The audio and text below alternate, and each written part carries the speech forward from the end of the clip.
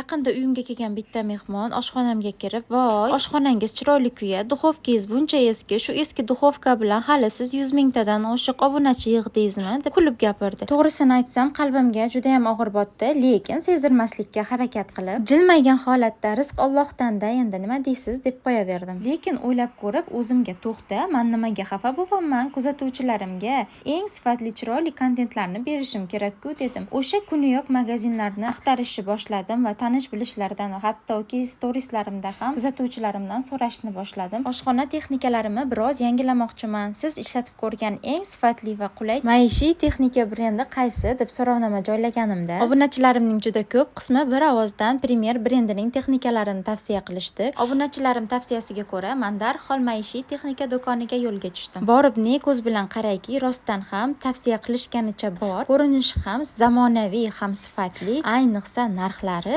judayam hamyonbop. O'sha kuniyoq magazindan o'zimga eng zamonaviy Premier duxovka va vitichka panel gazini olib keldim. Sizga ham birovning achchiq gapi turtki bo'lganmi? Bundoq qaraganda menga foydamga ishladi. Shunaqa tanishlaringizga yuborib qo'ying. Balki yana shunaqa bir ikkita mehmon kelsa, balki boshqa texnikalarimni ham almashtirib yuborarman.